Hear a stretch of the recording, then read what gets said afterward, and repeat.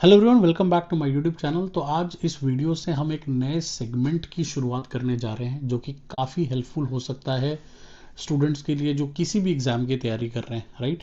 तो ये सेगमेंट होगा क्या, उसके बारे में थोड़ा सा बात कर लेते हैं। तो ये सेगमेंट होगा ये कि जितने भी अच्छे अच्छे आर्टिकल्स पब्लिश होते हैं, right, on finance, on economics, on social issues, हम उनको यहाँ पर बहुत ही समराइज्ड फॉर्म में कवर करने की कोशिश करेंगे, राइट। और ये वीडियोस बहुत ही शॉर्ट हुआ करेंगी, ज़्यादा लेंदी वीडियोस में हमें नहीं जाना।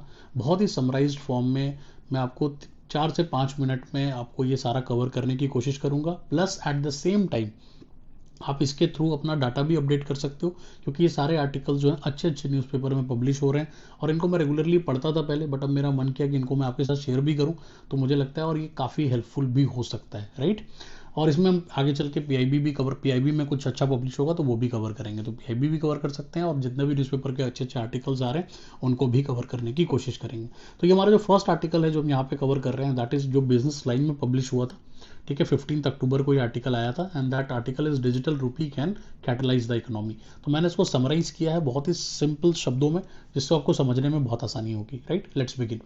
सबसे पहले बात करते हैं कि क्यूरियोसिटी ओवर डिजिटल रूपी के ऊपर ये आर्टिकल बात करता है। इसका मतलब है कि सीबीडीसी या डिजिटल रूपी जो है वो कहीं ना कहीं एक डिबेट को, इसको मतलब एक डिबेट इससे जनरेट हो रही है। वो डिबेट क्या है कि ऑलरेडी जो है यूपीआई है या जो डिजिटल प्लेटफॉर्म है जैसे नेफ्ट है, आरटीजीएस है, ये कहीं ना कहीं स्टैग्नेंट होने लगे हैं, राइट। तो इस तरह की सिचुएशन में कहीं ना कहीं हम जो डिजिटल रूपी की तरफ जा रहे हैं, सीबीडीसी की तरफ जा रहे हैं, वो कितना फ्रूटफुल होगा और क्या उसके क्या चैलेंजेस होंगे, वो बहुत इंपॉर्टेंट है उसके बारे में बात करना।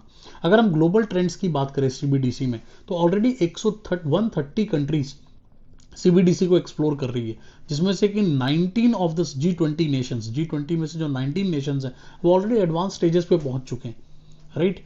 तो इस वजह से सीबीडीसी को कहीं ना कहीं लोग अपने फिंटरनेट का पार्ट बना रहे हैं। देखिए वहाँ पर एक वर्ड भी आया है फिंटरनेट, मतलब कि इंटरनेट पे आप किस तरह से फाइनेंशियल ट्रांजेक्शन्स कर सकते हो सीमलेसली और कॉस्ट एफिशिएंट, उस चीज़ के बारे में कहीं ना कहीं वो 19 नेशंस अब उसको ऑलरेडी एक्सप्लोर कर रहे हैं, राइट। लेकिन देखते हैं आगे ये आर्टिकल क्या बात करता है। तो आगे वो कहता है कि भाई इससे क्या होगा, इससे ये होगा कि आपको सीबीडीसी क्या हेल्प देगा, वो टैक्स इविजन करने में जो अभी बहुत ज़्यादा होता है, राइट, टैक्स की चोरी होती है, राइट, बहुत ज़्यादा। तो उससे उससे कॉम्बैट करने में आपको काफ़ी हेल्प मिलेगी, राइट।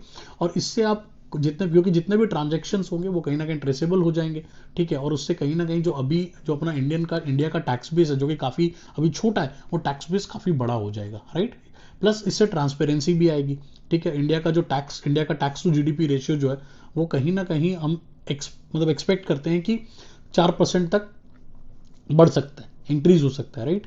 जो कि एज पर द ये वाला जो हमारा पब्लिक फाइनेंस एंड पॉलिसी के जो नेशनल इंस्टीट्यूट है उन्होंने ये डाटा हमें बताया कि अगर सीबीडीसी सही तरह से इंप्लीमेंट होता है तो कहीं ना कहीं इतना ये ग्रोथ हो सकता है। तो यहाँ पे नंबर्स भी आपको मिल रहे हैं, राइट, डाटा को भी आप नोट डाउन कर सकते हो। मूविंग ऑन, यहाँ पे चैलेंजेस क्या क्या है। तो चैलेंजेस की बात करें तो चैलेंज सबसे पहला कंसर्न आएगा भाई प्राइवेसी कंसर्न, क्योंकि 60% of India's internet user worry about their financial data sharing. अब अभी भी 60 से भी ज़्यादा % लोग इंडिया के जो है वो घबराते हैं अपना कोई भी पर्सनल इंफॉर्मेशन शेयर करना में। ऑनलाइन को लगता है कुछ ना कुछ गायब हो जाएगा, चोरी हो जाएगी। तो कहीं ना कहीं रोबस्ट सीबीडीसी को बनाना एक चैलेंज होने वाला है। दूसरा चैलेंज यहाँ पे क्या होगा, तो डिजिटल डिवाइड का बहुत बड़ा चैलेंज हो सकता है, राइट। तो डिजिटल डिवाइड का क्या चैलेंज है यहाँ पे कि भाई ओवरऑल अगर आप देखा जाए तो offline transaction capabilities can be seen in ECNY and sand dollar and can address issues of inconsistent internet. अब एक्सेस में प्रॉब्लम क्या है कि कुछ लोगों के पास डिजिटल एक्सेस बहुत ज़्यादा है, राइट, उनके पास इंटरनेट है, उनके पास मोबाइल फ़ोन्स हैं, right. On the other side जो हमारे रूरल इंडिया की बात करें तो वहाँ पर अभी भी बहुत बेसिक सी चीज़ें भी वहाँ पर अभी अवेलेबल नहीं है। तो इसलिए जो डिजिटल रिवॉल्यूशन है उसका डिवाइड बहुत ज़्यादा है। कुछ लोग बहुत ऊपर वाले एक्सट्रीम पे बैठे हैं, जबकि कुछ लोग जो है बहुत ही अभी बॉटम ऑफ द पिरामिड में एग्जिस्ट करते हैं। तो वो भी एक चैलेंज है। इसके अलावा जब हम आगे बढ़ते हैं, cyber security is another big concern, like 15% rise already cyber crime में मॉनिटर किया गया है। तो वो भी एक प्रॉपर आर्किटेक्चर बनाना जिसमें कि हम सीबीडीसी को प्रॉपरली इंप्लीमेंट कर पाएँ, वो हमारे लिए काफ़ी चैलेंजिंग होने वाला है। तो ये मेन 3 चैलेंजेस के बारे में ये आर्टिकल बात करता है। इसके अलावा रोल ऑफ फिनटेक और प्राइवेट सेक्टर क्या हो सकता है, जैसे जस्ट लाइक यूपीआई, जैसे यूपीआई के सक्सेस में अगर आप देखोगे फिनटेक सेक्टर का बहुत रोल था। तो उसने उन्हें बैंक के साथ इंटीग्रेट करके इस इकोसिस्टम को बहुत तेज़ी से डेवलप किया, राइट। और इसीलिए ये 150 बिलियन तक पहुंच सकता है 2025 में, राइट। और इसी वजह से हम यही एक्सपेक्ट करेंगे कि CBDC के टाइम पर भी फिनटेक का रोल बहुत ज़्यादा इसमें होने वाला है। तो पाथ फॉरवर्ड इसका क्या देखता है ये आर्टिकल, वो ये कहता है कि भाई अगर हमें अपने डिजिटल रुपी को मॉडर्नाइज बनाना है या कहीं ना कहीं फाइनेंशियल इंक्लूजन में इसको लाने हैं तो CBDC बहुत हेल्प कर सकता है। But at the same time हमें प्राइवेसी कंसर्न, डिजिटल डिवाइड और साइबर सिक्योरिटी, इन चीज़ों के ऊपर भी फोकस करना पड़ेगा। So thank you so much. I hope कि आपको ये वाला सेक्शन पसंद आया हो, नया सेगमेंट पसंद आया हो। कमेंट सेक्शन में जरूर बताना यार आप लोगों को ये नया सेगमेंट कैसा लगा, और मैं और भी ऐसे ऐसे आर्टिकल्स आपके लिए काफ़ी सारे लेकर आऊँगा। Thank you so much.